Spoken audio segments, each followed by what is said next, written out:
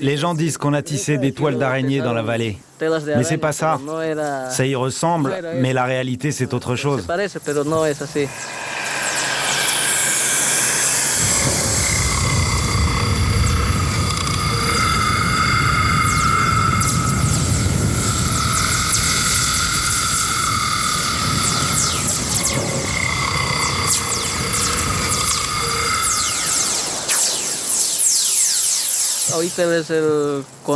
Nous sommes les hommes volants des Yungas. Sur les câbles, on devient des oiseaux et on vole plus vite que les astronautes. La région des Yungas, en Bolivie. Un pays de jungle et de précipices. Ici, les hommes ne marchent pas, ils volent.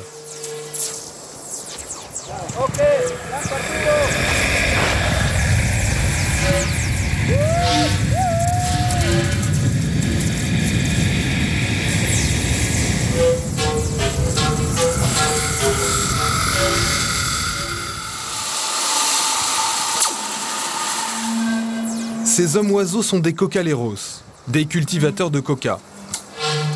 Tous les jours, ils utilisent ces câbles pour passer d'un versant à l'autre de la vallée, suspendus à de vieilles poulies rouillées. «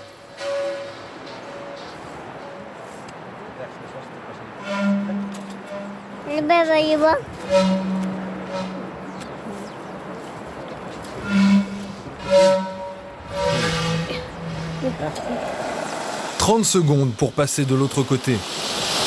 Il faut plus d'1 heure à pied.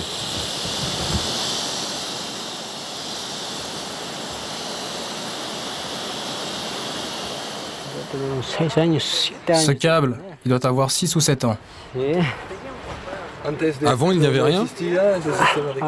Non, rien du tout. On était obligé de descendre tout au fond, à la rivière, et de remonter. Avant qu'on installe ces câbles, le trajet était très long.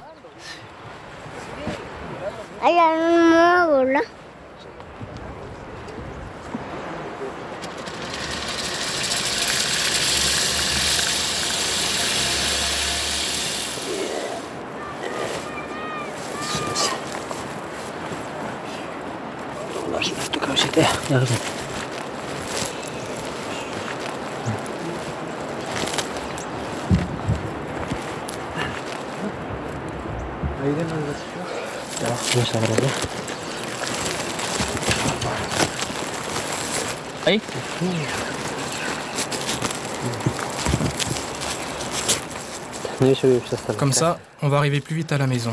Tu es bien?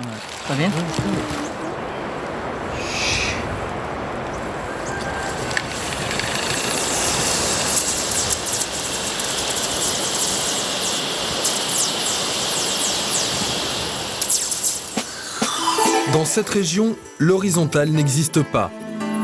Les vallées des Yungas sont comme un escalier abrupt entre la cordillère des Andes, à plus de 4000 mètres d'altitude, et les plaines vertes de l'Amazonie. Dans ce paysage de dénivelé vertigineux, les hommes ont inventé ce drôle de système pour se jouer du relief. De simples fils de fer qu'on utilise d'habitude pour faire des clôtures. Longueur moyenne, 400 mètres. Les câbles ici, c'est un peu comme l'omnibus, il y en a une vingtaine dans la vallée. Toute la journée, hommes et marchandises vont et viennent à 200 mètres au-dessus de la rivière. À chaque extrémité, un assemblage invraisemblable censé sécuriser l'ensemble. Les fils de fer les plus anciens ont été installés il y a plus de 20 ans. Au fil du temps, ils se sont complètement détendus. Les cocaleros ne les ont jamais changés. Non, ça casse pas. Ça n'a jamais cassé parce que ces fils de fer, c'est de l'acier galvanisé. Et puis pour plus de sécurité, on en a mis 4. Pour éviter que les poulies ne se déboulonnent en plein vol, les cocaleros utilisent des bouts de ficelle en guise de goupille. Ça, c'est pour la sécurité, pour empêcher que le boulon se dévisse de l'écrou. Si on n'attache pas ces bouts de ficelle, l'écrou se dévisse et on tombe. Et pour s'accrocher à la poulie, les cocaleros s'enveloppent dans de simples morceaux de tissu.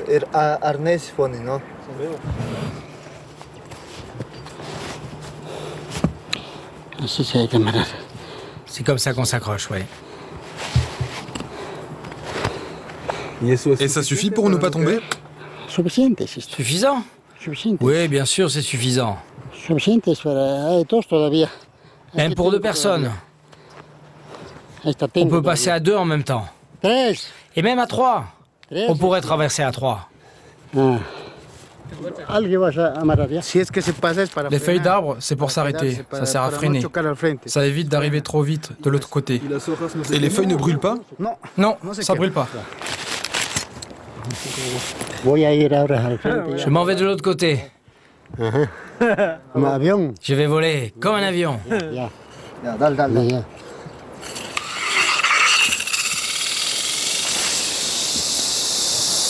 À 72 ans, Don Ignacio continue à voler tous les jours pour aller cultiver son champ de coca sur l'autre versant de la montagne.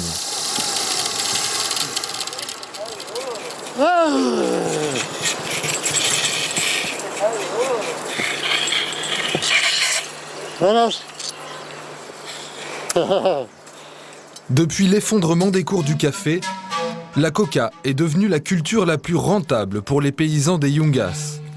La plante traditionnelle des Incas, mâchée par tous les paysans pour oublier la fatigue, se récolte 3 fois par an et se vend 30% plus cher que le café.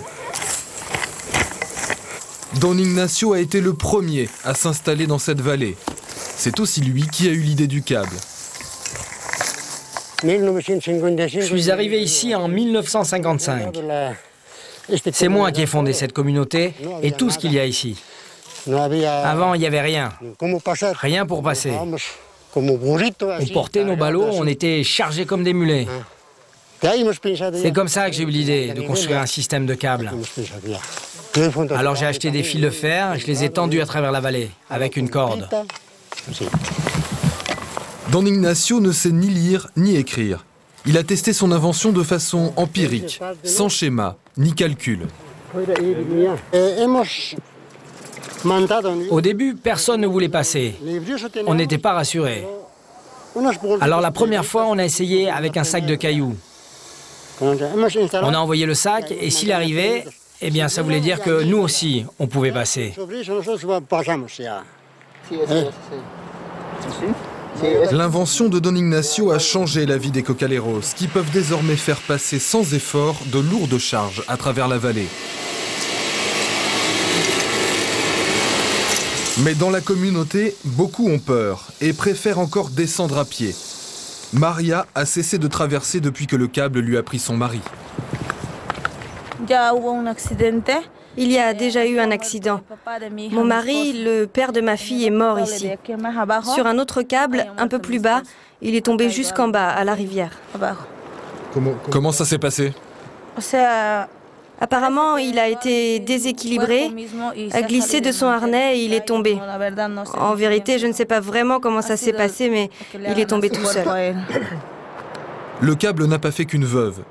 En 20 ans, il a tué à 3 reprises, à chaque fois à la suite d'une négligence. Comme Maria, la plupart des femmes descendent à pied jusqu'à la rivière, 200 mètres plus bas. Ce pont, c'est pour les femmes.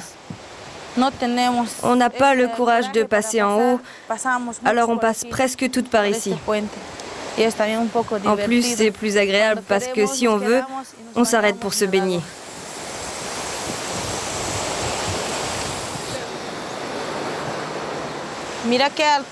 Regarde de quelle hauteur a volé mon mari. Depuis là-haut, jusqu'ici, au bord du fleuve.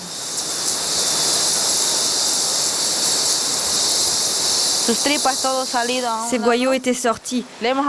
Alors on lui a enveloppé le ventre de tissu pour que ça ne sorte plus, parce que c'était vraiment horrible à voir.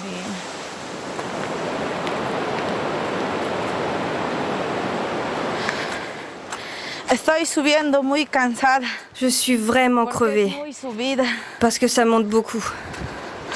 J'ai mal aux pieds à force de marcher.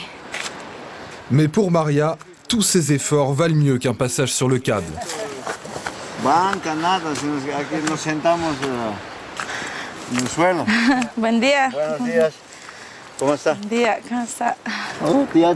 Ça doit faire une demi-heure qu'on est là. On est arrivé sans faire d'efforts, tranquille. On est passé sans problème. C'est notre tradition ici. On prend toujours de la coca avant de commencer à travailler. Ça nous coupe l'appétit. Tu n'as pas faim avec ça, ça nous fait travailler comme des Chinois. On peut tomber d'un arbre sans se faire mal et on continue. Les journées de travail sont longues dans la vallée. Le plus pénible, c'est la cueillette des mandarines, qui poussent ici presque aussi bien que la coca. Mais il faut aller vite, car sous ces latitudes, les fruits pourrissent en 2 jours. Maria et Alex, son nouveau compagnon, ne pourront vendre ces mandarines que si elles sont encore fraîches en arrivant au marché. Il faut toujours qu'on se dépêche. Et c'est quand on se dépêche qu'on peut faire une erreur et qu'on peut tomber et mourir. C'est pour ça que le câble n'est pas aussi bon qu'on veut bien le dire. On joue tout le temps avec la mort. Devenir veuve une autre fois, j'en ai vraiment pas envie. Ça me fait très peur de refaire ma vie avec lui. J'aurais préféré avoir un autre amoureux d'une autre région ou bien partir avec lui vivre ailleurs, là où il y a moins de danger. Le danger, il est omniprésent dans la vallée. Par exemple, quand les paniers de mandarines n'ont pas assez d'inertie pour arriver au bout du câble. Non, putain de merde! Il va repartir de l'autre côté. Il faut alors aller les chercher. C'est à ce moment-là que le risque est le plus important. Ce panier de mandarines pèse 50 kilos. Alex s'est assuré trop vite à la poulie. À 200 mètres du sol, la moindre erreur peut coûter cher. Il faut que tu filmes ça, putain! J'ai failli me renverser.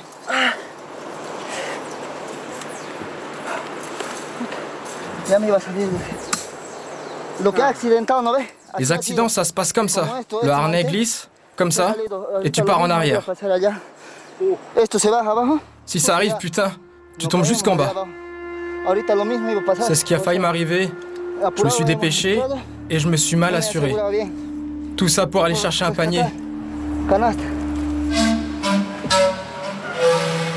À 1 heure de marche, de l'autre côté de la montagne, Severo vient de terminer sa récolte. Ces feuilles qui sèchent devant sa maison, c'est de la coca, le résultat d'1 mois de travail. Si on ne les fait pas sécher, la moisissure s'installe. Et quand les feuilles deviennent noires, elles n'ont plus autant de valeur que les vertes. Je mets ça par terre quand il n'y a pas de soleil. Parce qu'on dit que le miroir attire le soleil. Il voit le miroir et alors il apparaît. C'est pour ça que je l'ai mis. La vie des paysans cocaleros comme Severo est devenue plus facile depuis l'élection d'Evo Morales en 2005 à la présidence de la République.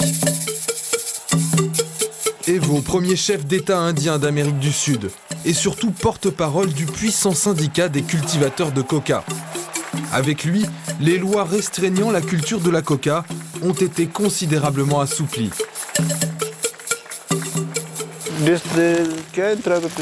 Depuis que le président Evo est arrivé, les choses ont beaucoup changé.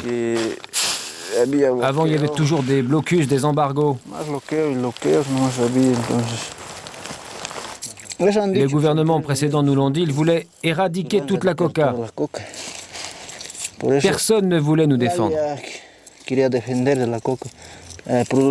La coca, ça sert à faire de la cocaïne, c'est ça qu'ils disaient. Mais c'est pas vrai. La coca, c'est pas de la cocaïne. Il faut ajouter un tas de produits chimiques pour en fabriquer. La cocaïne, Severo n'en a jamais vu. Tout ce qu'il sait, c'est que sa coca a des vertus thérapeutiques miraculeuses contre la fatigue, la douleur et le mal d'altitude. Il sait aussi qu'elle lui permet de vivre un peu mieux que les autres paysans. Mais le travail est pénible et les conditions de vie rudimentaires. C'est ma chambre. Je dors ici. Ça, c'est mon lit.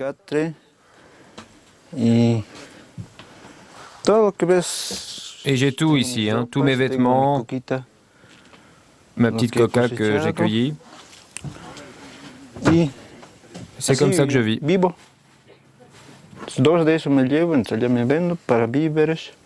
Je vais aller vendre 2 ballots de coca en ville et avec l'argent, je vais acheter des provisions.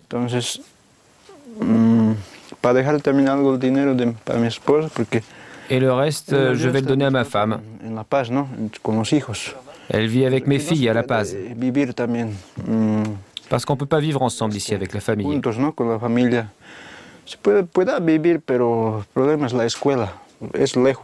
Le problème, c'est l'école. Elle est très loin dans la montagne. Et les enfants ont peur sur les chemins. Il y a plein de serpents par ici. Severo a terminé sa récolte.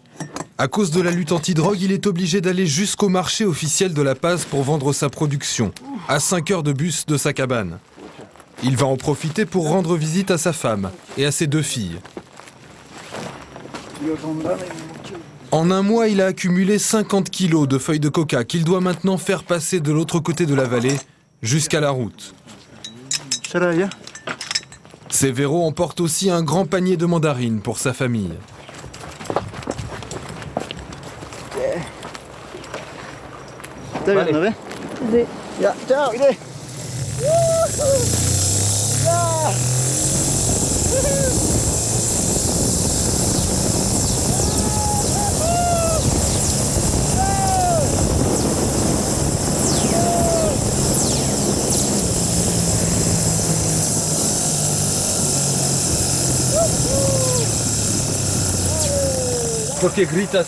Pourquoi tu as crié en l'air?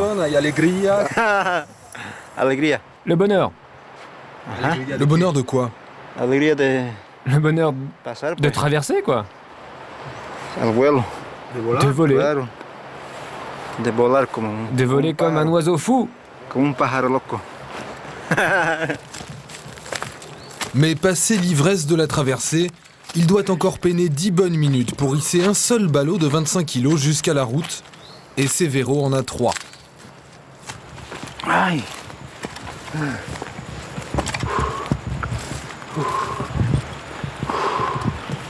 Ah,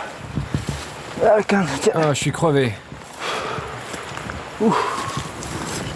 Et il me tue, ce chemin. Demain matin, Severo doit prendre le premier bus pour La Paz. Ay, mamita.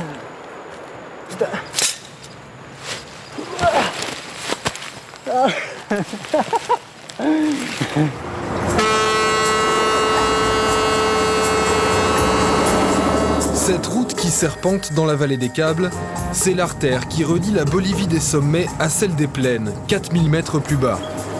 Difficile de croire en voyant ce chemin étroit et poussiéreux que le trafic y est aussi dense que sur une autoroute. Dans le sens de la descente, des produits manufacturés qui viennent de La Paz. Dans celui de la montée, du riz, des fruits et surtout du bétail qui monte des pâturages amazoniens. Se croiser sans tomber dans le ravin relève de l'exploit.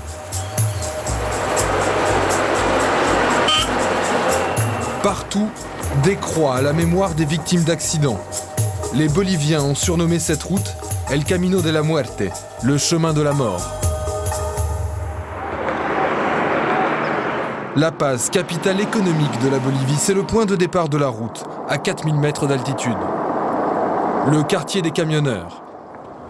Marco, 23 ans, est un huachero, un chauffeur spécialisé dans le transport de bétail. Son travail, descendre la route de la mort jusqu'en Amazonie pour aller chercher des vaches. On se prépare pour le voyage. C'est un camion qui vient d'Europe. Tous les camions qui arrivent ici ont déjà eu une première vie. Mais ici, on les répare et on les prépare à rentrer au combat sur ces chemins. Plus de 600 000 km au compteur et Marco ne l'a jamais vu fonctionner. Son camion a probablement dépassé depuis longtemps le 1 million de kilomètres. Et ils ne meurent jamais, ces camions?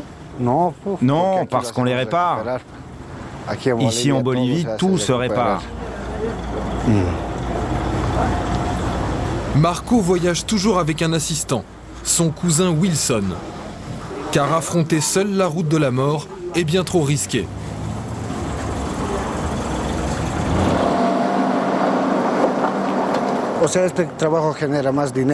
C'est un travail qui rapporte plus d'argent que les autres. Si je n'avais pas ce que je gagne maintenant, je ne pourrais pas faire étudier mes enfants plus tard, les envoyer dans un bon collège. J'ai une petite fille, il faut que je l'habille, que je lui achète du lait, toutes ces choses. C'est pour ça que je continue à faire ce travail dangereux. Marco ne prend jamais la route sans embrasser ses 2 enfants une dernière fois.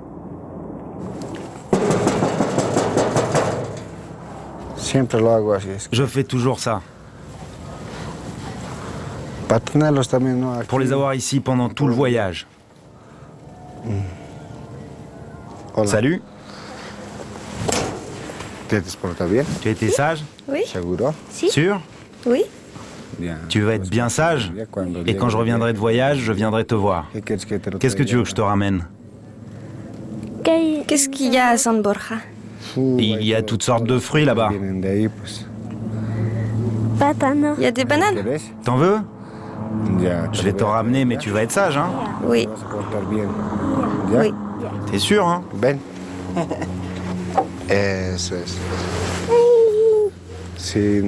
Marco ne rentre pas dans la maison. Il est en instance de divorce. Son épouse n'a pas supporté le rythme infernal auquel sont soumis les camionneurs du chemin de la mort. Ciao.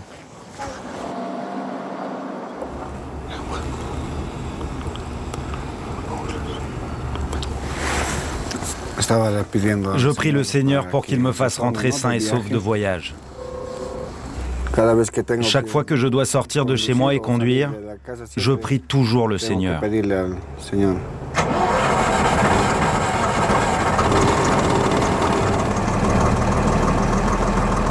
Et tu lui parles à ton camion? Toujours. Qu'est-ce que tu lui dis? Souvent, je lui dis « Comment ça va, gamin ?» ou bien « Gamin, il faut qu'on y aille et qu'on revienne. » Et je fais toujours ça. Parfois, quand il commence à me lâcher, je lui dis « Pourquoi tu nous lâches? Nous, on ne t'a pas fait manquer d'huile ou des choses dont tu as besoin. » Et il te comprend? Oui, je crois qu'il me comprend. Allez, on y va. Premier tour de roue d'un voyage qui va durer 24 heures.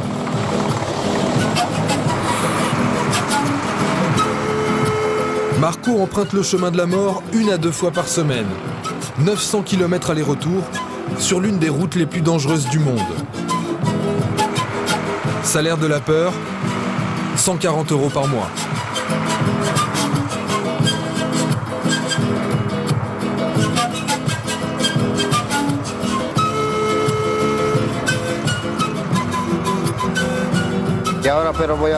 Je vais m'arrêter tout en haut de la route et faire donner une petite messe pour que ça me porte chance. La Cumbre, le point culminant de la route, à 4700 mètres, presque l'altitude du Mont Blanc. C'est le début du chemin de la mort. Au pied de la croix qui domine la descente, on trouve toujours des yatiris, les chamans indiens. Contre quelques bolivianos, les camionneurs font appel à leur service pour honorer la Pachamama, la déesse de la terre. T'as ramené de la coca? T'as la coca, Wilson? Voilà.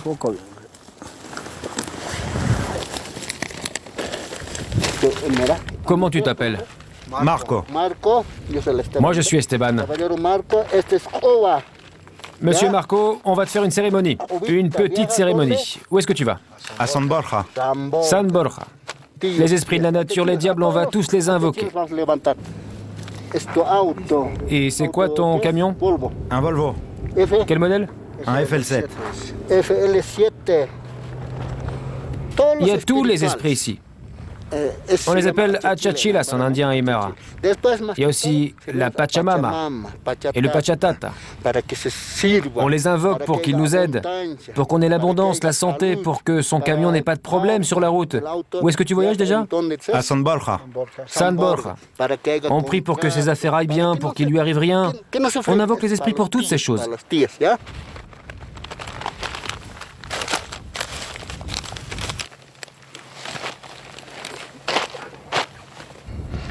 Bénis le chargement, bénis les passagers, bénis les affaires, bénis le camion, un camion Volvo FL7, immatriculation 956. Serentan, Señor de la Cumbre, Señor de Mayo.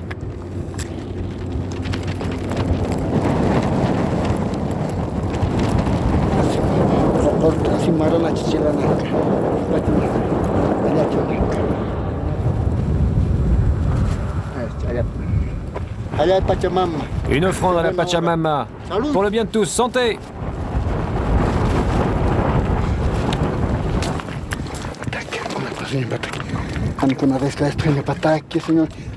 Avant de repartir, Marco doit baptiser son camion à la bière.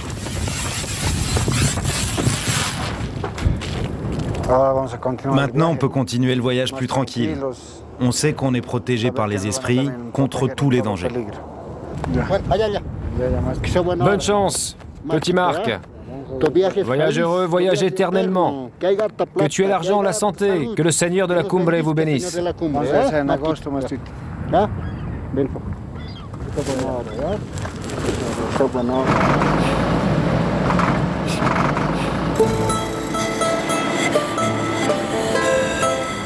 À partir d'ici, la route de la mort entame une plongée vertigineuse dans la vallée.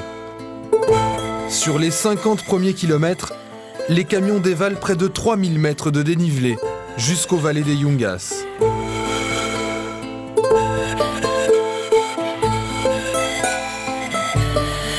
Ici, la route est encore asphaltée. Le danger, c'est le brouillard quasi permanent provoqué par la rencontre entre l'air chaud qui monte de l'Amazonie et les courants glacés de l'altiplano.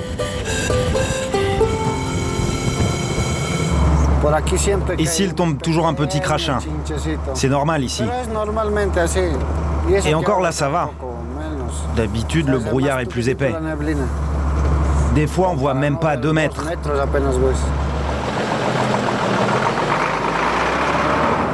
C'est pour ça qu'il y a tant de bus et de camions qui sont tombés dans le ravin. Presque tous les accidents ont eu lieu à cause du brouillard, spécialement la nuit. Aujourd'hui, au moins, on voit où on va. 2000 mètres plus bas, le brouillard se dissipe, mais les vrais ennuis commencent. Car la route est de plus en plus mauvaise. Un peu plus bas, ça devient vraiment étroit. À chaque fois que j'arrive par ici, je commence à prier.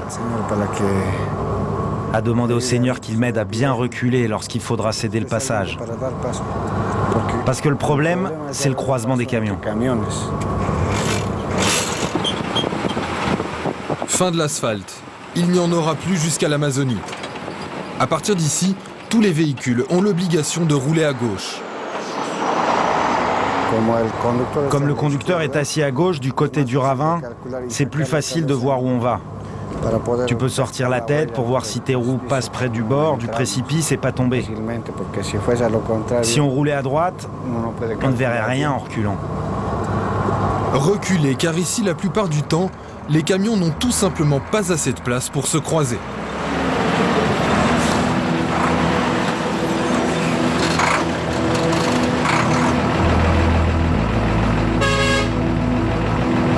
Sur le chemin de la mort, c'est aux véhicules descendants de faire marche arrière jusqu'à une portion un peu plus large, les roues à quelques centimètres du vide. C'est en général à ce moment-là que les accidents ont lieu.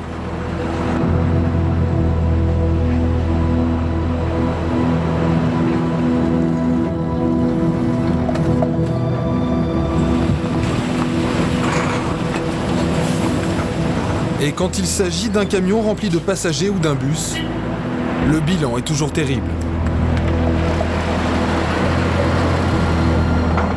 Marco lui-même a déjà failli perdre la vie.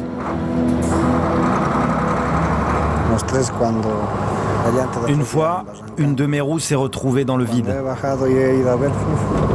Quand je suis descendu pour aller voir, la panique. Je suis remonté et j'ai essayé de m'en sortir. Mais j'avais vraiment la trouille. Je tremblais de la tête aux pieds. J'avais plus envie de continuer à avancer.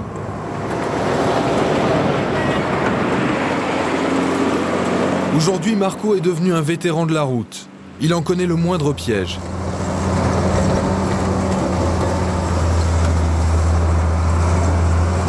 Ici, il faut faire attention aux éboulements. Chaque virage a ses dangers qu'il faut savoir anticiper.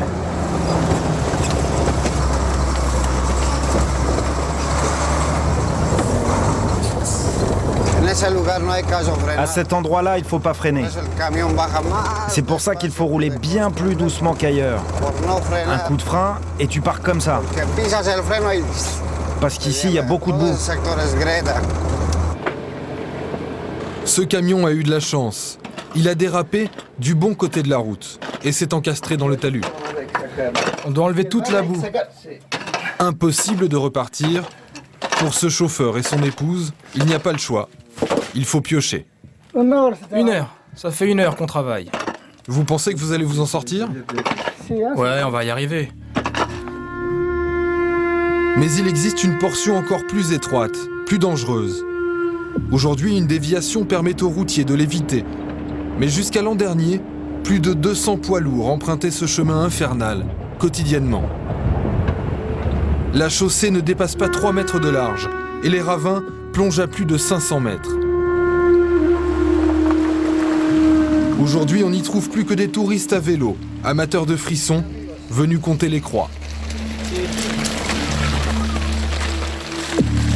Autant d'histoires macabres qui sont le fonds de commerce d'Eduardo, guide touristique sur le chemin de la mort. En 50 ans, environ 1200 personnes ont péri ici. Et le pire, ça a été l'an dernier. 180 personnes sont mortes sur cette route en une seule année. Et les touristes ne sont pas à l'abri. Depuis que le circuit existe, 8 cyclistes sont déjà tombés au fond du ravin. Autant de nouvelles anecdotes pour Eduardo.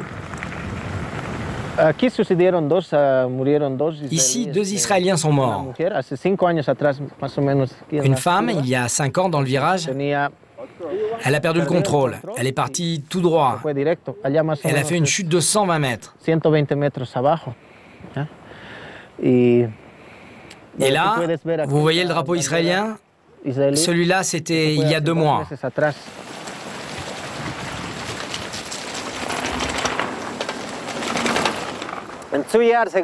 Il y a 2 ans, là où vous voyez l'autre équipe, un camion est tombé avec 22 passagers à bord. Il a volé comme un avion jusqu'en bas. Eduardo est arrivé sur les lieux juste après l'accident. Il a participé au sauvetage. Il est tombé profond? À peu près 180 mètres.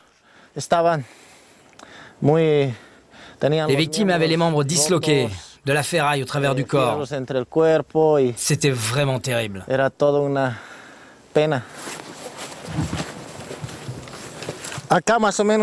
Par ici, il y avait à peu près 15 personnes. Tous morts. Des hommes, des enfants. Comme vous pouvez voir, des femmes aussi.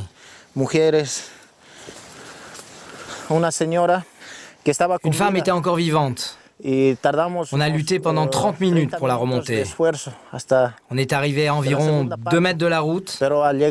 Et là, elle est morte. Ça a été le moment le plus douloureux pour moi.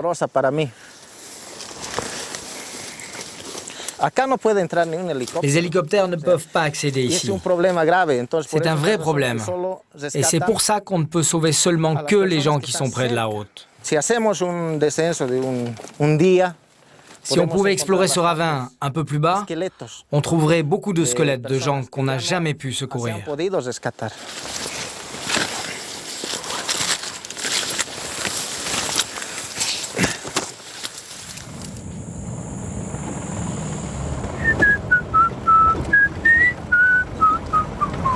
400 km plus bas, Marco est enfin arrivé en Amazonie. Il a mis 20 heures pour descendre la cordillère sans dormir. Ces plaines sans fin, c'est le Far West bolivien. Des millions de têtes de bétail, éparpillées sur un territoire grand comme la France. Chofercito de mala suerte, ¿por qué corres apresurado sin controlarte? En esta curva o en la otra está la muerte segura. Y si la ves a mi cholita, dile que vuelva.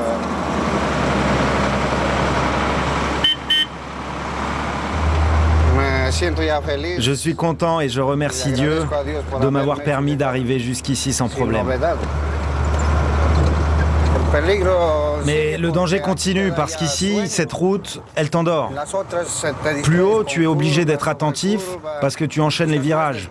Tu es plus réveillé. Alors qu'ici, comme tu peux voir, tout est droit, il n'y a aucun virage. Alors quand tu as tout un voyage dans les pattes, tu peux t'endormir.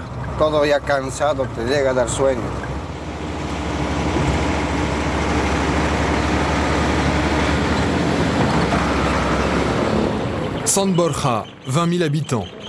Ce gros village poussiéreux est la capitale bolivienne de l'élevage de bétail. C'est ici que Marco et son assistant Wilson vont attendre qu'un négociant leur confie un chargement de vaches. À San Borja, tout le monde connaît Don Humberto. Son chapeau de cuir éternellement vissé sur le crâne, il arpente les ranchs de la région pour acheter des têtes de bétail et les revendre vivantes à La Paz. Ici, dans l'état du Beni, il y a de grosses fortunes. L'élevage ici, c'est énorme. Dans la région de San Borja, il y a des riches qui ont 50 000 têtes de bétail. L'éleveur le plus petit, il en a au moins 500. Le plus petit, hein. Après, ça monte à 1000, 2000, 3000, 4000, 5000. Ces vaches vont être transportées vivantes jusqu'à La Paz où elles seront ensuite abattues. Dans un pays où les camions frigorifiques sont rares et peu fiables, c'est le meilleur moyen de garantir la qualité de la viande. Don Humberto est un acheteur exigeant. Seules les meilleures têtes l'intéressent. Les petites et les maigres, comme par exemple la noire ou l'autre là, on n'en veut pas. Elles ne rentrent pas dans le camion, parce que sinon, elles meurent pendant le voyage. Elles tombent de fatigue et elles meurent. Alors que les grosses, elles supportent mieux la distance. Don Humberto va payer 2000 bolivianos, un peu plus de 200 €, pour le transport de son bétail. Mais il n'assume aucun des risques du trajet. Car à partir du moment où les vaches montent dans le camion, c'est Marco, le chauffeur, qui est responsable de l'état du bétail jusqu'à La Paz. Si les vaches arrivent blessées ou si l'une d'entre elles meurt, c'est moi qui perds de l'argent.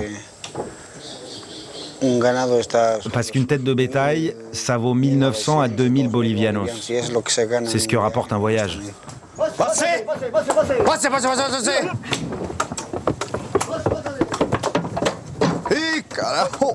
Le rôle de l'assistant du chauffeur est donc crucial. Wilson doit veiller à la bonne santé du bétail pendant tout le voyage. Ma responsabilité, c'est que les vaches ne tombent pas. Si elles tombent dans la remorque, elles se piétinent entre elles et elles peuvent en mourir.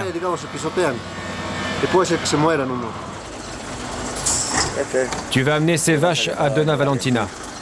Voilà son numéro de portable. Ok, je vais y aller doucement.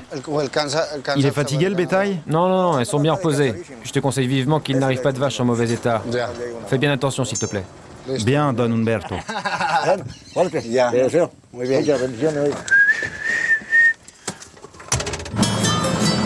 À partir de maintenant, Marco ne doit pas perdre une minute. Afin que ces vaches souffrent le moins possible du transport, pas question de s'arrêter. Si tout va bien, il sera à La Paz dans 24 heures. Et pour rouler toute la nuit, Marco n'a qu'un seul remède. T'as de la coca? Ouais, il y en a. Donne-moi pour 2 bolivianos.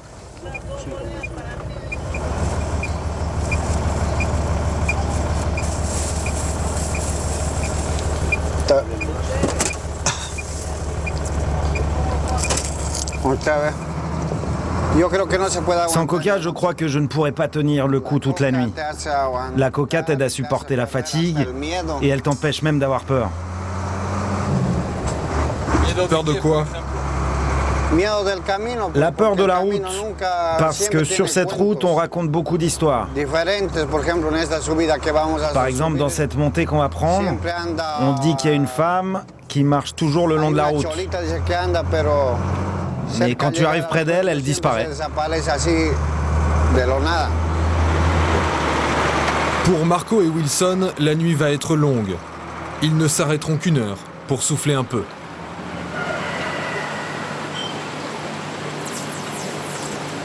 Un peu plus haut dans la vallée des Câbles. «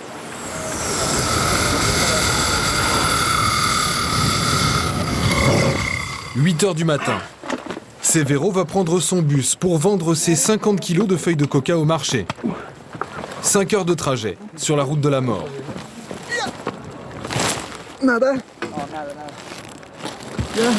Aujourd'hui, Severo fait le voyage avec Edwin, le fils du vieil Ignacio, l'inventeur du câble. Papa, je serai de retour samedi, d'accord?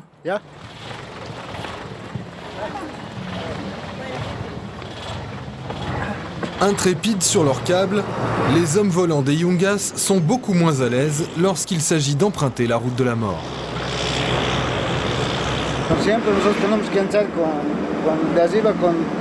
On s'en remet toujours à la grâce de Dieu quand on voyage. Il peut y avoir des glissements de terrain. À chaque fois, on a peur à l'aller comme au retour. C'est pour ça qu'on fait ça seulement de temps en temps.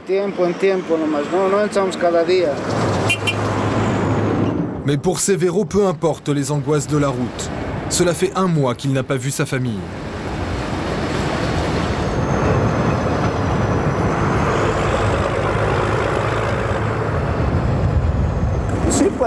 Bien sûr, pour moi c'est douloureux.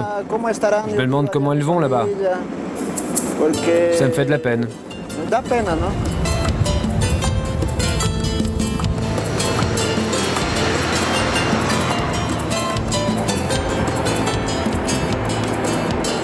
Le marché officiel de Villa Fatima, à La Paz. Lutte anti-drogue oblige, c'est le seul endroit du pays où les cocaleros sont autorisés à vendre leur production.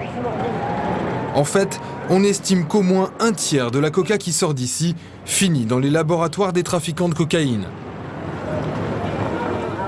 Dans les allées, les cholitas, les indiennes traditionnelles, font la loi.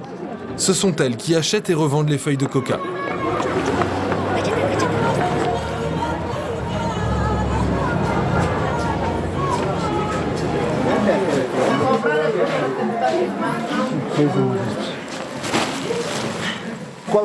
Celles qui veulent l'acheter nous font une offre. Et après on trouve le meilleur prix. Coup d'œil intéressé, échange furtif, un jeu discret entre vendeurs et acheteurs.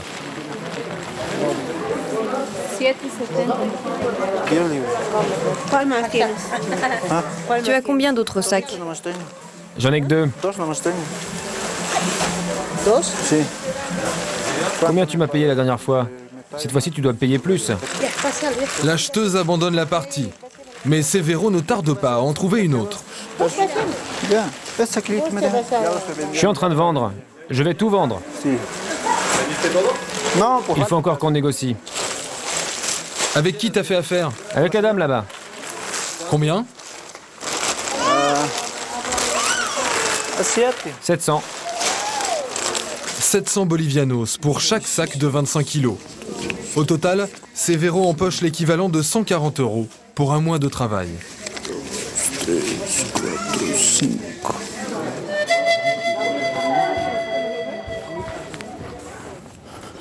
Severo habite dans un quartier populaire de La Paz, tout en haut de la ville, à plus de 4000 mètres, là où l'air se fait rare.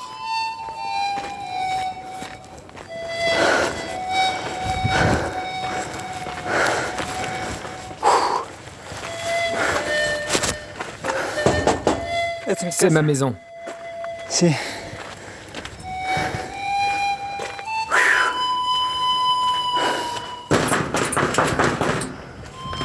Tani, visita. On a de la visite. ¿Estás bien? Hola, Erika. ¿Cómo estás? ¿Estás bien?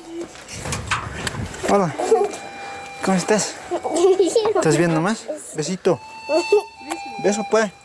Ella es mi esposa. Voilà ma femme, ma fille aînée et la petite dernière. Elles vivent ici toutes les trois.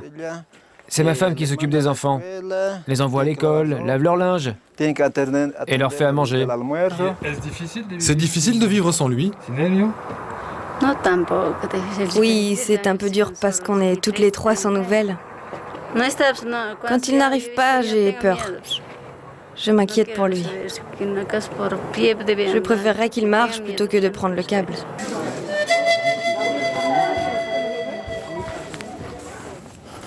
Severo habite dans un quartier populaire de La Paz. Tout en haut de la ville, à plus de 4000 mètres, là où l'air se fait rare.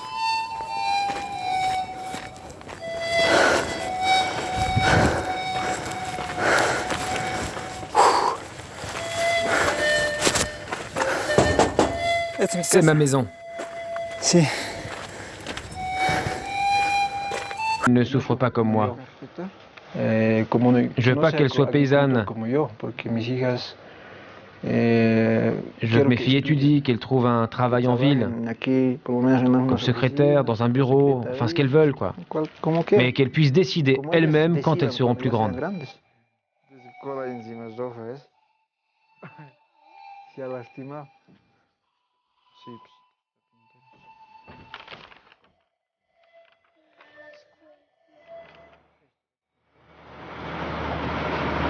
Pour Marco, Wilson et leurs 15 vaches, le voyage n'est pas terminé.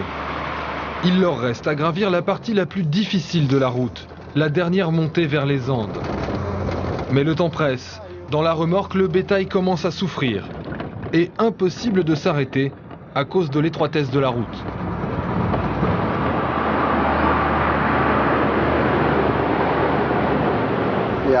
Wilson, va voir le bétail.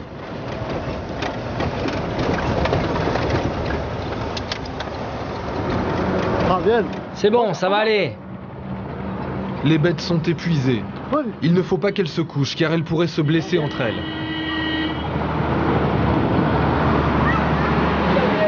C'est bon, elles vont bien. Les derniers kilomètres. En 4 heures, le camion va escalader près de 3000 mètres. Pour le bétail, c'est le coup de grâce.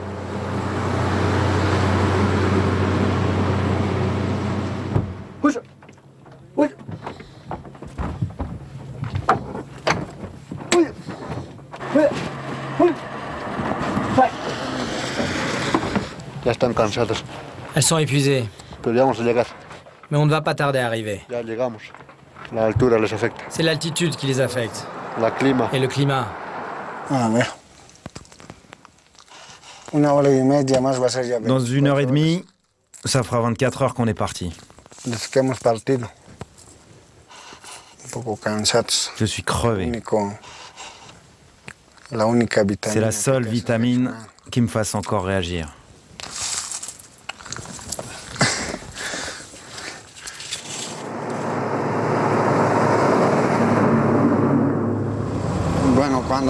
Quand tu dors pas bien, tu vieillis plus rapidement. On dit toujours qu'une nuit sans dormir, c'est une année de vie en moins.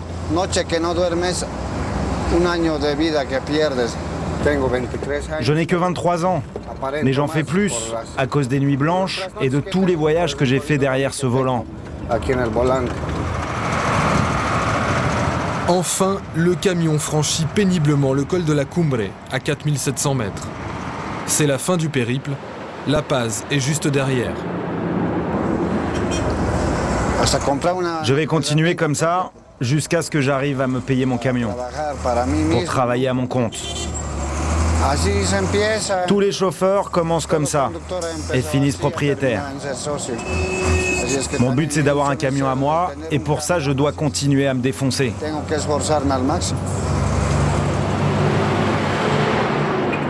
Après 25 heures de trajet, Marco a rempli son contrat.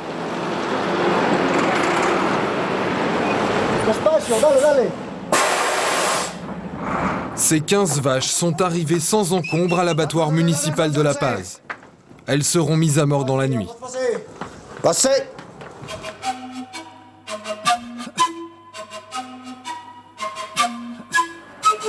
Dès demain, Marco et son assistant redescendront la route pour aller chercher un nouveau chargement de bétail en Amazonie.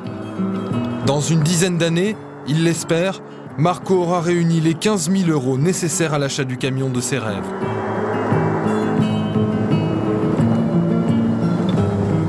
Après 2 jours passés avec sa femme et ses filles, Severo a quitté La Paz pour rentrer dans sa vallée.